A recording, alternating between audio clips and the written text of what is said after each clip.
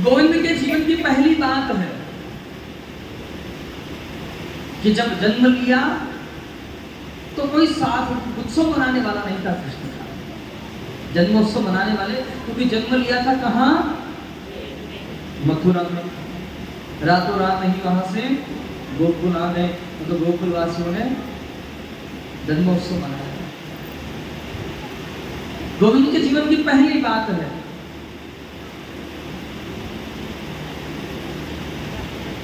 कि जन्म हुआ तो कोई खुशियां मनाने वाला नहीं है, और जीवन में संघर्ष किया है कृष्ण ने तो कोई साथ देने वाला नहीं। जहां कहां गए वो अकेले ही गए थे, यहाँ तक कि ब्याह होने के लिए गए तो भी अकेला ही जाना पड़ा जी। जिन जीवन में संघर्ष किया कोई साथ देने वाला नहीं। और जब प्रभु अपनी लीला को संपन्न करके जब गोविंद स्वधाम गमन किए हैं, जब स्वधाम पधारे हैं कृष्ण, तो जब प्रभु स्वधाम पधारे तो पीछे से कोई रोने वाला नहीं। गोविंद के जीवन की विशेष 3 बातें हैं, और ये 3 बातें सिखाती हैं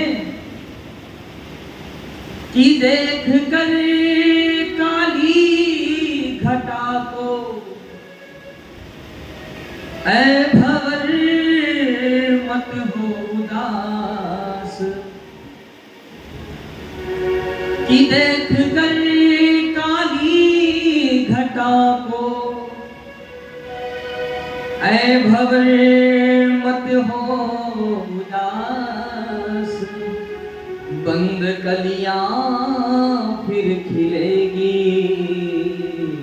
भोर हो जाने के बाद, कि बंद कलियां फिर खिलेगी भोर हो जाने के बाद।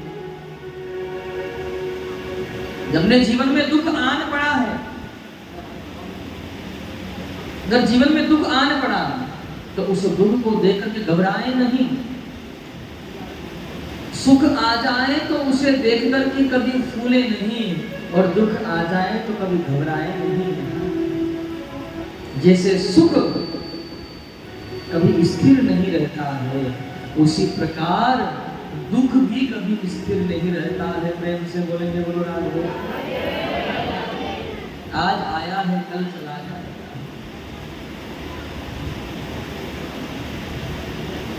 सुख आया है वो भी चला जाएगा, दुख आन पड़ा है वो भी कल चला जाएगा, लेकिन बस लगे रहे किसके नाम का? बोले भगवान के नाम का आश्रय लेकर के अड़े रहे। एक बड़ा सुंदर भाव लिखा है इसमें कबीरदास जी महाराज, आप सभी ने सुना भी होगा, कभी गाया भी होगा। कबीर बाबा लिखते हैं कि चलती चाकी देख कर दिया कबीरा रो,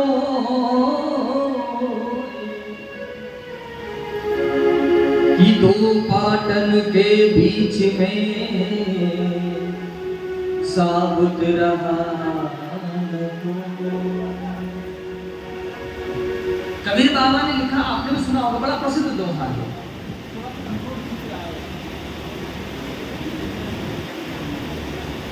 कबीर बाबा लिख रहे हैं कि चलती चाकी देख कर दिया कबीरा रो। चक्की को देखते हो, चाकी को जानते हो आप सभी? पहले के समय माताएं अपने घर में सुबह जल्दी उठ करके चलाती थी, उसे कहते थे चाकी। और उसमें चना डालो तो दाल बन जाए, गेहूं डालो तो ज्वार, बाजरा वो डालो तो आटा बन जाए। मतलब उसका भी बड़ा एक सिस्टम है, बड़ा अच्छा। उसमें जितनी प्रकार का धान डालोगे या अन्न डालोगे उतनी नई नई प्रकार से आवाज करती है, एक आवाज नहीं होती उसका। चना डालोगे तो अलग आवाज आएगी, मूंग डालो तो उड़द डालोगे तो अलग अलग आवाज आएगी।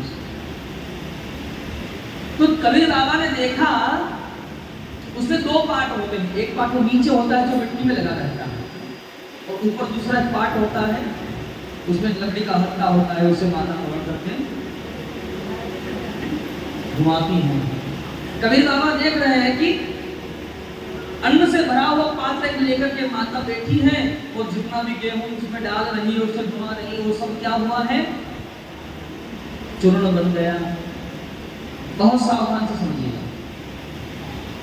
कबीर बाबा लिख रहे हैं कि चलती चाकी देख कर दिया कबीरा, दो पाटन के बीच में साबुत बचा था कोई। ये चक्की कौन सी है? बोले संसार की चक्की है। इसमें दो पार्ट है, एक ऊपर का और एक नीचे का। नीचे का पार्ट तो पृथ्वी है और ऊपर का पार्ट कौन सा है? वो आकाश है। घुमा कौन रहा है? कालचक्र उसे घुमा रहा है। और इसमें जितने भी अन्न डला है, ये गेहूं के दाने समझो न, चना समझो न, जो समझो महाराज, जो भी इसमें डला है अंत में क्या होना है?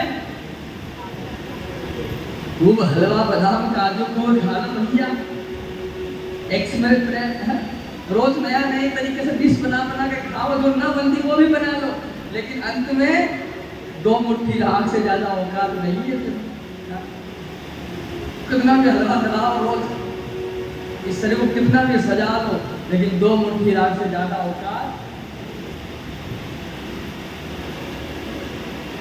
जो भी आया सब समाप्त हो गया। अब वर्णन आता है कि ये पाठ कौन सा है? बोले पहला भाग है। फिर कबीर बाबा ने इसका दूसरा पार्ट लिखा है। दूसरे पार्ट में लिख रहे हैं कि चाकी चले तो चलन दे, तू क्यों मन वारोए। कि चाकी चले तो चलन दे। अच्छा, आप सोचो कि इसको रोक दे, क्या रोक सकते हो? हाँ? कि चाकी चले तो चलन दे, और तू क्यों मनवा रोए। लगे रहो उस कील पे तो बाल न बाका हो। आपने देखा होगा, एक पात्र भर के माता गेहूं लेके बैठे घुमा रही है, वो पूरा पात्र खत्म हो जाएगा, जितना डालेंगे अन्न वो सब समाप्त हो जाएगा, लेकिन जैसे ऊपर का पार्ट हटाती है तो जहां उसमें कील रहती है लोहे की, उस कील के पास में एक मुट्ठी अन्न बच जाता है। बचता है कि नहीं बचता?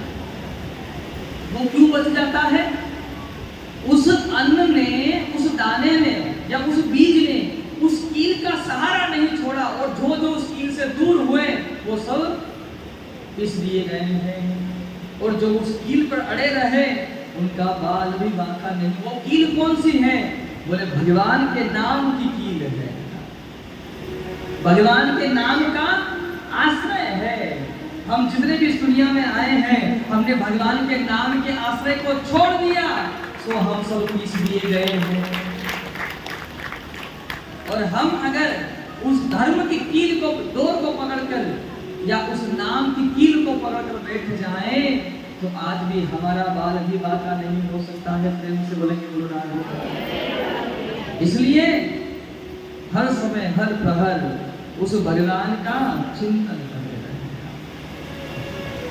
जैसे मैंने पहले भी बताया कि आपका जो हृदय धड़क रहा है उससे आप धड़का रहे हो, वो अपने आप धड़क रहा है।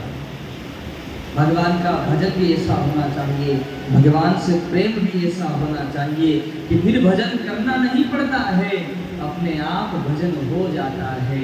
फिर तो आप जिस मस्ती में रहो वो मस्ती की भगवान की होती है। प्रेम से बोलेंगे बोलो राधे राधे। थोड़ा सा धीरे से बोले, जोर से ना बोले, बोले राधे राधे। आप कल कथा श्रवण कर रहे थे, भगवान का विवाह हो गया। किसके साथ? माता रुक्मिणी के साथ। जैसे ही ठाकुर जी गृहस्थ में प्रवेश किए भैया, सो ठाकुर जी को और माता रुक्मिणी के द्वारा एक पुत्र का जन्म हुआ है, जिनको नाम है प्रद्युम्न जी महाराज। और प्रद्युम्न जी महाराज को जन्म भयो। नारद जी महाराज पहुंचे हैं,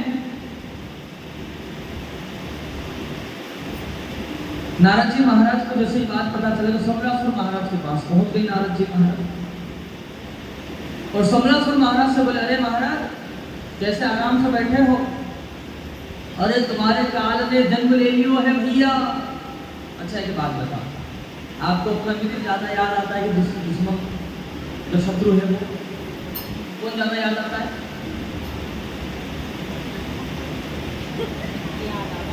फिर आपके दुश्मन हो गए नहीं भैया, इसलिए वो याद नहीं है। अच्छी बात है, नहीं होना चाहिए। मैं तो कहूँ सब मित्र ही मित्र हो गए, और मित्र भी ऐसे होने चाहिए कि जब माता यशोदा कहती है, कब?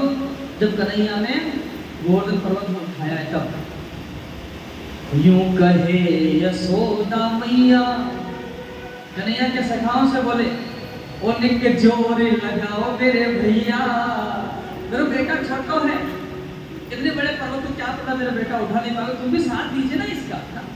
वो यूं कहे यशोदा मैया, ओ निक जोरे लगाओ मेरे भैया, ओ डंडन को करो सहाय, कन्हैया मेरो वालो। कन्हैया के सखा कहते, भैया कैसे सहायता करे? बोले डंडे ही लगा दो। हाँ, तो भरी गाड़ी में चिकन का क्या पहुंच है? तो डंडा ही लगा दो, उसी से थोड़ा सा समझ आएगा। मनुष्य को अपने जीवन में मित्र ज्यादा याद नहीं आता है, शत्रु ज्यादा याद आता है। यदि आपका कोई शत्रु हो, वैसा नहीं होना चाहिए, लेकिन कभी ऐसा हो जाए और 8-10 दिन तक शत्रु नहीं दिखाई देता है ना, तो व्यक्ति ढूंढता है, उसके पड़ोसी से जाकर पूछ लेता है कि आखिर गया कहाँ है, दिखाई नहीं दे रहा है भी है कि कहाँ है? आजकल बहुत दिन से दिखाई नहीं दे रहा है। समरासुर महाराज को जैसे पता भाई भैया हमारे शत्रु ने जन्म ले लियो, तो समरासुर महाराज गए, बोले मेरा काल है, उस काल को ही मैं समाप्त करूंगा। ध्यान दीजिएगा, भागवत में 2 प्रकार के राजाओं की कथा है। एक तो वो राजा कौन, जिनको जैसे ही ये बात पता चली कि जय हमारो काल है, तो वो राजा उस काल को मारने के लिए प्रयास कर रहे हैं। और एक वो राजा है जिनको जैसे ही ये बात का पता चले कि हमारी मृत्यु आने वाली है, उन्होंने मृत्यु को मारा नहीं, मृत्यु को सुधारने का प्रयास कर रहे हैं। और जिसने मृत्यु को सुधारने का प्रयास किया, उसने मृत्यु को सुधार लिया।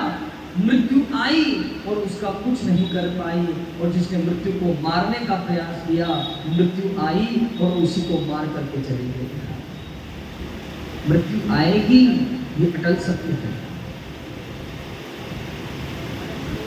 आया है सो जाएगा, राजा रंग फकीर। लेकिन प्रयास करें, मृत्यु को मारे नहीं, मृत्यु को सुधार ले। और सुधारे कैसे? कि एक विमान चढ़ी चले और एक बांध चढ़ी। भाई अगर आपको कोई लेने के लिए आए तो आपको बांध करके नहीं लेकर के जाए, आपको गाड़ी में फॉर्च्यूनर गाड़ी लेकर के आए, बढ़िया बड़ी लंबी चौड़ी फुल ऐसी हो, खूब गर्मी भले हो, लेकिन आपको खूब प्यार से उसमें बिठावे और फिर आपको लेकर के जाए। ऐसा काम होना चाहिए। जीवन ऐसा जिए। और एक बात कहूं, मैंने तो एक ही बात इस जीवन का निष्कर्ष निकाला अपने अनुसार कि आप अपने जीवन को ऐसे जिए। ये दुनिया जो है ना, ये रंगमंच है। जैसे कभी आपने रामलीला देखी होगी या रासलीला की मंडली वाले आपने देखा होगा, कभी वो लीला मंचन करते हैं और उसके बाद जैसे पर्दा गिरता है, नाटक वाले आते हैं, लीला मंचन करते हैं, नाटक मंचन करते हैं, पर्दा गिरता है तो हम सब लोग उसमें ताली बजाते हैं ना, बहुत सुंदर प्रस्तुति है, बहुत सुंदर प्रस्तुति बोलते हैं। बस ठीक इसी प्रकार से जिस दुनिया में आप जी रहे हो, संसार में जी रहे हो, ये रंगमंच है प्यारे। और यहाँ आपको अभिनय करने के लिए दिया गया है। आपका जो किरदार आप निभा रहे हो, वो अभिनय भगवान ने लिख करके स्क्रिप्ट दी है, और आप उस स्क्रिप्ट की तरह अपने जीवन को जी रहे हैं। बस ध्यान रहे, मंचन इतना प्यार से करें। अभिनय कितना सुंदर करें कि पर्दा गिर जाने के बाद भी तालियां बजती रह जाए कि कितना सुंदर अभिनय किया है इसने। पर्दा गिरने का मतलब ये शरीर छूट जाए, उसके बाद भी लोग इस बात को याद करें कि बहुत बढ़िया व्यक्ति था। ऐसा ना हो कि पीछे से गालियां देते रहे कि भला हुए भैया चलो दाम मारे सुखी है गए, सबके नाक में दम करके रखा था। ऐसी बात ना बोले, शोक प्रकट हो जाए। सम्रासुर महाराज गए, जाकर के वो जो बालक अभी प्रसूति का ग्रह में था, उस बालक को द्वारिका से निकाल कर सम्रासुर महाराज लाए। भगवान कृष्ण को पता भी नहीं चला। उस बालक को निकाल करके लाए और ला करके आकाश मार्ग से जा रहा था। मन में विचार किया है, इस छोटे से बालक को हम कहाँ बंद करेंगे जी। एक काम करें, जब बालक है तो हम समुद्र में फेंक देंगे, इसके अंदर बहुत सारे जलजीव रहते हैं, सो इसको खा जाएंगे। ये सोच करके सम्रासुर ने वो बालक समुद्र में फेंक दिया। उस बालक को एक मछली ने निकल लिया, बहुत ही प्रबल है। उस बालक को एक मछली ने निकल लिया है। कुछ मछुआरे मछलियां पकड़ रहे थे और तो कोई मछली हाथ आई नहीं, यही मछली हाथ आ गई थी। उसके शरीर को काटे, मंत्रणा करे तो बालक निकल गया। बालक अभी मृत्यु को प्राप्त नहीं हुआ है, जीवित है वो बालक। अब मछुआरे सोच रहे हैं कि इस बालक को हम कहाँ करेंगे, तो सोचे काम करो भैया, हमारे महाराज है ना सम्रासुर, क्यों ना ये बालक ले जाकर के हम उन्हीं को भेंट कर देंगे। अब मछुआरों ने वो बालक लिया और सो पहुंच गए सम्रासुर महाराज के पास। महाराज हमको ये बालक मिला है जल से, और ले जाकर के महाराज के चरणों में रख दिए। ध्यान दीजिए, इसी बालक से ये सम्रासुर डर रहा था और कहाँ गया, द्वारिका गया। इस बालक को निकाल कर लाया, इस बालक का वध करना चाहा, और वही बालक घूमते घुमाते इस सम्रासुर के घर में आकर के बैठ गया है कि अब बचकर के कहाँ जाओगे। अब आप सोच लो भैया कि हमारा जन्म तो चंद्रसारा गांव में भयो नहीं, सही बोला, याद कर लो। आप सोच लो कि हमारा जन्म तो चंद्रसारा गांव में भयो है। अब बड़े हो जाओ, बाल सफेद हो जावे, आंखों से कम दिखाई देने लग जावे, कम सुनाई देने लग जावे, मुख में दांत ना हो, धीरे धीरे करके सब बाहर निकल जावे। आप सोच लो कि अब भैया मृत्यु आने वाली है। अब जे काम छोड़ करके आप विदेश चले जाओ, अमेरिका, लंदन चले जाओ, जापान चले जाओ, चीन चले जाओ, क्या सोचोगे कि मृत्यु आएगी और वो भैया गांव में ढूंढेगी। जन्म तो यही हुआ है, लोकेशन तो यही थी, आखिर गया तो गया कहाँ है, तो लोकेशन तो यही दिखा रहा है, आखिर गया तो इतना गया कहाँ है। आप सोच लो कि हम तो विदेश चले जावे तो वहां मृत्यु नहीं आएगी। जहां आपका समय नियुक्त है वहां पहुंचे और वो आपका हाथ पकड़ के साथ पकड़ ले जाएंगे, राजी राजी नहीं, गिर राजी खींच ले जाएंगे। मृत्यु से भागे नहीं, मृत्यु को सुधारने का प्रयास करें। ये तन है कागज माटी का पुतला, ये तन है माटी का पुतला, और पानी लगे गल जाए, भजन करो भाई, ये जीवन दो दिन का ये जीवन, हो राम नाम सुखदाई, भजन करो भाई, ये जीवन तो पता नहीं है, इस जीवन का कोई पता नहीं। नहीं होगा। जिस प्रकार पानी के बुलबुले का पता नहीं होता, इस प्रकार से जीवन का। सम्रासुर महाराज ने वो बालक लिया और सम्रासुर महाराज ने वहीं पर रहती थी रति। ये रति कौन है? कामदेव महाराज की पत्नी है, माता श्री रति। कि जब शिवती सरनयन उघारा, निरखित काम भयों जरिझा। भगवान महादेव ने जैसे ही तीसरे नेत्र को खोल करके कामदेव को भस्म किया, माता रति हाथ जोड़ करके सामने आ गई, प्रभु जी ये आपने कहा कर दिया। अरे मेरे पति तो जगत के हित के लिए आपको समाधि से उठा लगा रहे थे, आपने हमारे पति का वध कर दिया, ये ठीक है। भगवान महादेव कहते हैं माता ऋषि देवी, आपको आपके पति सम्रासुर की राजधानी में मिले थे, तब से ये रति मायावती बन करके यहाँ सम्रासुर के यहाँ रहती है। इधर वर्णन कर रहे हैं, सम्रासुर ने वो बालक उठा करके माता रति को दे, देवी इस बालक का लालन पालन करो। अब माता रति उस बालक का लालन पालन कर रही है। एक दिन की बात है, नारद जी महाराज आए और आकर के माता रति से बोले, देवी जो बालक आपकी गोद में है ना, ये बालक और कोई नहीं है। कौन है? आपके पति हैं श्री कामदेव महाराज। मैंने कल बताया था ना, कामदेव महाराज ने भगवान श्री कृष्ण से कहा कि अगर हम हार जाएंगे तो आपको पुत्र बन करके आएंगे। सो गोविंद के प्रथम पुत्र बन करके पधारते हैं कामदेव। माता रति बड़ी प्रसन्न हुई है पति को प्राप्त कर, और वर्णन कर रहे हैं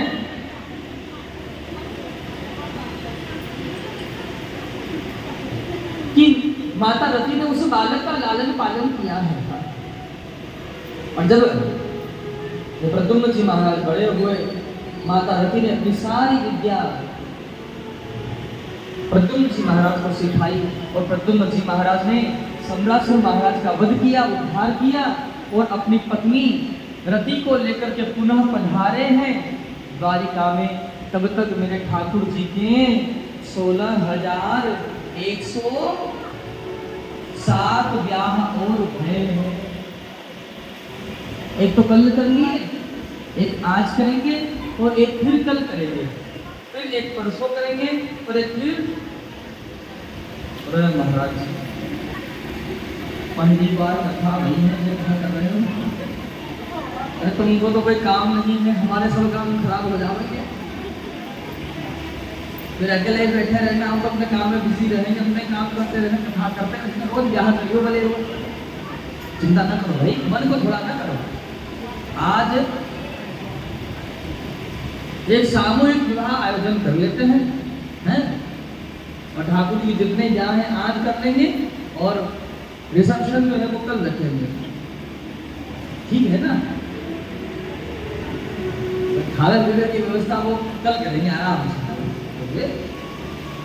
यहाँ आज कर लेते हैं, और बाकी फिर भोजन की व्यवस्था कल कर लेते हैं, है ना। प्रेम से बोलेंगे बोलो राज, भोजन का नाम सुनते बड़े पसंद है। हाँ, वो वर्णन कर रहे हैं यहाँ प्रसन्न महाराज। परीक्षित जी ने प्रश्न किया कि गुरुजी भगवान गोविंद ने कितने ब्याह किए क्यों किए? एक ब्याह कर लेते, 2 कर लेते, 10 कर लेते, इतने ब्याह करने की कहाँ आवश्यकता थी?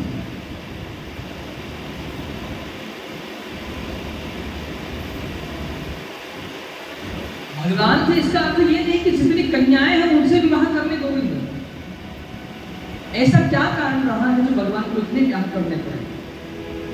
तो यहाँ वर्णन कर रहे हैं, एक दिन की बात है, गोविंद द्वारिका की सभा में विराजमान थे, और वहीं पर एक बड़े राजा पधारे हैं, बड़े प्रतापी राजा हैं, जिनका नाम है सत्राजित महाराज। सत्राजित महाराज ने भगवान सूर्य की उपासना की और एक मणि प्राप्त की है। इस मणि का नाम है स्यमंतक मणि। और इस मणि का यह प्रभाव था कि इस मणि की रोज प्रतिदिन नियम से पूजन की जावे तो इस मणि से 8 भारी सोना प्रतिदिन प्राप्त होता था। 8 भारी सोना का अर्थ जानते हो कितना होता है? 8 भारी सोना का अर्थ होता है ज्यादा नहीं केवल 2 क्विंटल सोना। तो 2 तोला मिल जाना उसी में आदमी फट जाता है। और 2 क्विंटल सोना रोज मिलेगा तो करेगा क्या? सतराजित महाराज आए, कन्हैया ने कहा महाराज आपके घर में कितने सदस्य हैं? तो सतराजित महाराज ने कह दिया महाराज हमारे घर में हम 3.5 सदस्य हैं। कितने? हम हैं, हमारी पत्नी है, हमारे छोटे भाई हैं और हमारी बेटी है। तो कृष्ण ने कह दिया आपको अपने खर्च के लिए जितना धन चाहिए सो वो धन आप हमारे बालिका के कोष से लेकर जाएगा और आपके गले में जो मणि है जो आपने धारण की है ये मणि आप हमको दे दीजिए। सतराजित ने कहा क्यों? बोले इस मणि से जो हमें धन प्राप्त होगा उस धन का हम उपयोग करेंगे प्रजा की सेवा के लिए। ज्यादा धन मिल जाता है व्यक्ति को तो उसको उत्पात सूझता है। जिस व्यक्ति के पास में ज्यादा धन आ जाता है कि वो धर्म में कम जाता है, उत्पात ज्यादा मचते हैं उससे। ज्यादा धन होना भी पतन का कारण है, ज्यादा ज्ञान होना भी पतन का कारण है। ज्यादा ज्ञान हो जाता है तो व्यक्ति जो मिले उससे कहे भैया हमसे शास्त्रार्थ करो, तुम कितना जानते हो मुझे भी पता नहीं। छोटे व्यक्ति को ज्यादा धन मिल जाता है वो पतन का कारण है, छोटे व्यक्ति को ज्यादा ज्ञान मिल जाता है वो भी पतन का कारण है। मैं प्रमाण वर्णन कर रहा हूं, श्रमिक मुनि के पुत्र हैं श्रृंगी महाराज। ज्ञान का दुरुपयोग कर दिया और क्या किया है? राजा को श्राप दे दिया। धर्मात्मा राजा, अरे एक बार सोचा विचार कर लेते कि हम जो कह रहे हैं वो ठीक है या नहीं। लेकिन बालक छोटा था, ज्यादा ज्ञान था, उस ज्ञान का दुरुपयोग हो गया। छोटे व्यक्ति को अच्छा पद मिल जाए तो भी वो उसका दुरुपयोग करता है। इसलिए सब चीज समय पर आती है तब ही उसका सदुपयोग हो जाता है। आइए बड़े भाव के साथ पदगान करेंगे। जब तक जिनको जहां बैठना है वो अपने हिसाब से सेट हो जाएगा। सारी दुनिया है दीवानी राधा रानी आपकी, कौन है जिस पर नहीं है, कौन है जिस पर नहीं है मेहरबानी आपकी। सारी दुनिया है दीवानी राधा रानी आपकी, सारी दुनिया है दीवानी राधा रानी आपकी, सारी दुनिया है दीवानी राधा रानी आपकी, सारी दुनिया है दीवानी राधा रानी आपकी। कौन है जिस पर नहीं है, कौन है जिस पर नहीं है मेहरबानी आपकी, सारी दुनिया है। हाथ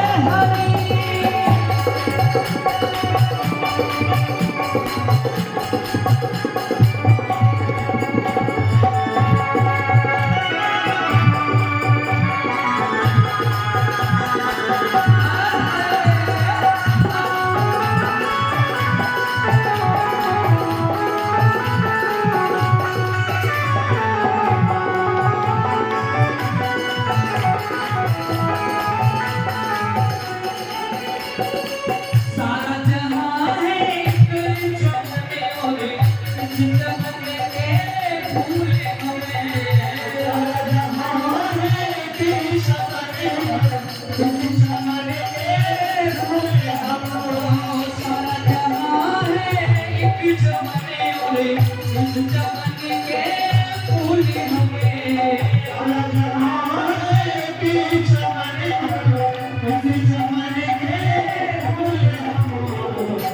सभी फूलों में शार सभी फूलों में शार हमेशा ही आपकी सारी दुनिया है तुम्हारी राधा रानी कौन है किस पर नहीं है कौन है किस पर नहीं है मेहरबानी आपकी सारी दुनिया है भिखारी राधा रानी आपकी सारी दुनिया है भिखारी राधा रानी आपकी जय हो